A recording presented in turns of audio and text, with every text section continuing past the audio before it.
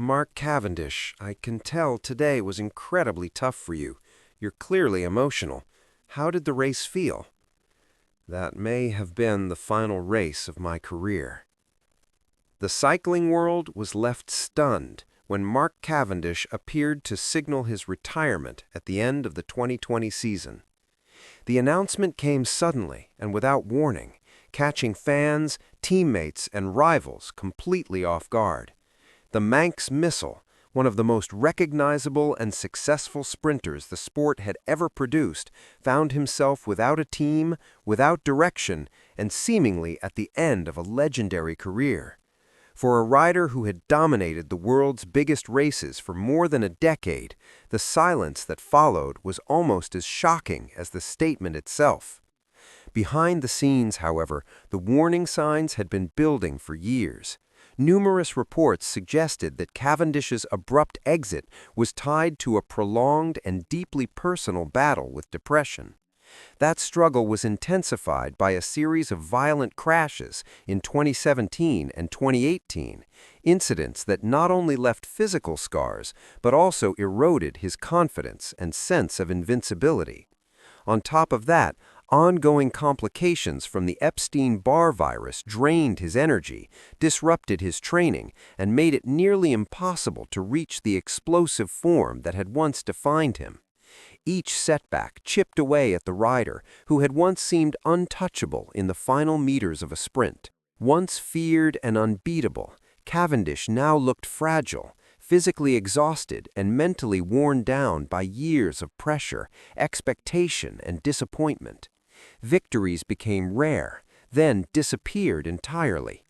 Doubt replaced belief, and whispers of retirement grew louder with every race that ended without success. For the first time in his career, the idea that cycling might move on without him felt real. What had once been a story of pure dominance had turned into a painful struggle for relevance, leaving one of the sport's greatest champions facing the possibility that his remarkable journey might end not with triumph, but with quiet resignation. In 2020, he joined Bahrain McLaren in search of a fresh start, hoping a new environment could reignite his career and restore his belief. Instead, the season only deepened his struggles. Injuries continued to interrupt his rhythm, his confidence remained fragile, and meaningful results were painfully rare. Race after race passed without a breakthrough, and as the months went by, it began to feel increasingly inevitable that one of the greatest sprinters the sport had ever seen might quietly slip into retirement, his career fading away without the ending it deserved. With almost no opportunities left and time running out, Mark Cavendish made a desperate phone call to his former manager, Patrick Lefevre.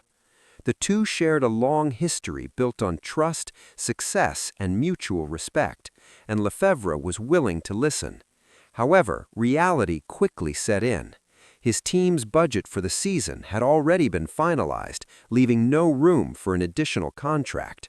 Most riders would have accepted defeat at that point, but Cavendish refused to give up.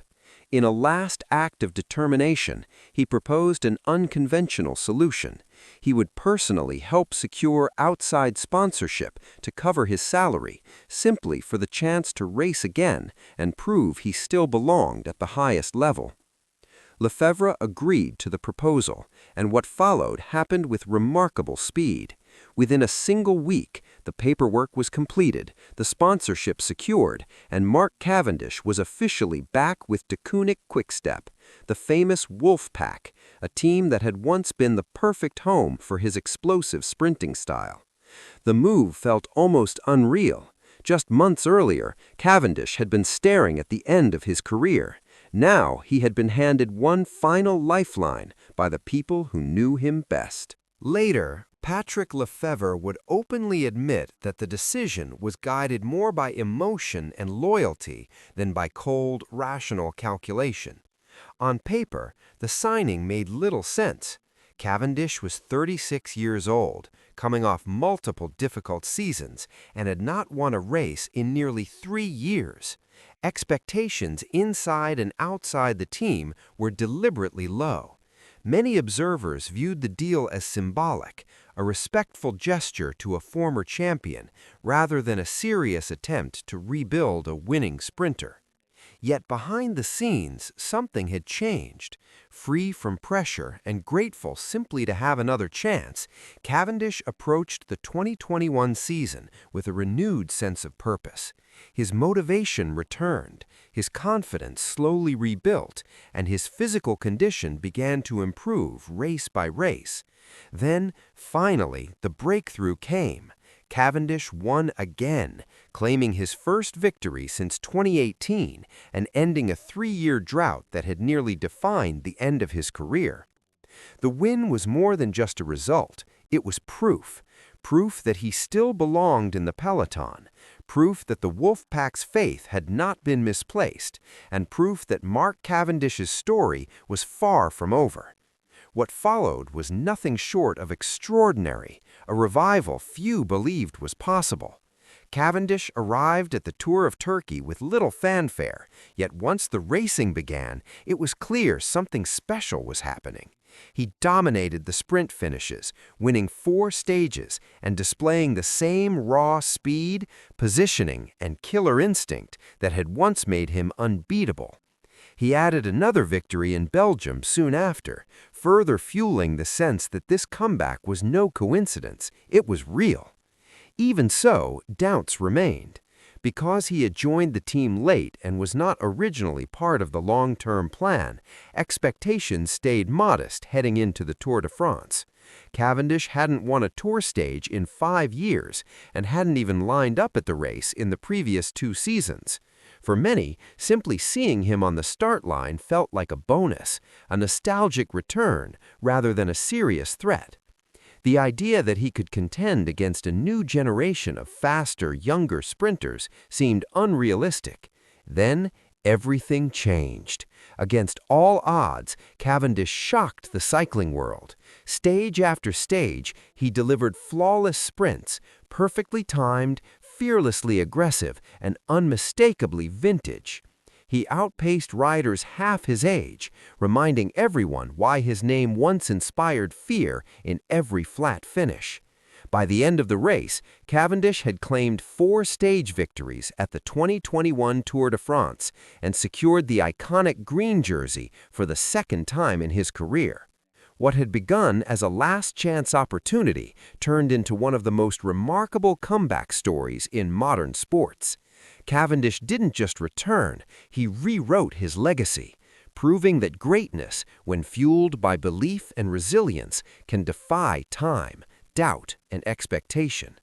Those 4 stage victories elevated Cavendish to the very summit of the Tour de France history, bringing him level with the all-time record of 34 stage wins alongside the legendary Eddy Merckx. It was a milestone few ever believed could be reached, let alone by a rider many had written off just months earlier. Yet this achievement was only one chapter in a resume already filled with historic accomplishments. Cavendish was the 2011 World Champion, a rider who conquered the rainbow jersey at the peak of his powers. He claimed 4 consecutive victories on the Champs-Élysées, the most prestigious and iconic sprint finish in all of cycling, a stage where pressure is relentless and only the very best can prevail. Beyond the Tour de France, he also captured the points classification in all 3 Grand Tours, an extraordinary feat that underlined his consistency, versatility, and dominance across different races, countries, and eras. For more than a decade, and against multiple generations of rivals, Cavendish repeatedly proved himself at the highest level of the sport. While other sprinters rose and fell, Cavendish adapted, endured, and continued to win on cycling's biggest stages. His longevity was as remarkable as his speed, and his ability to reinvent himself only strengthened his standing among the sport's all-time greats. There is now no debate left to be had. Through resilience in the face of adversity, reinvention when his career seemed finished, and a level of raw sprinting speed few have ever possessed, Mark Cavendish cemented his legacy beyond any doubt. He did not simply return, he made history, and today he stands alone as the greatest sprinter in the history of professional cycling.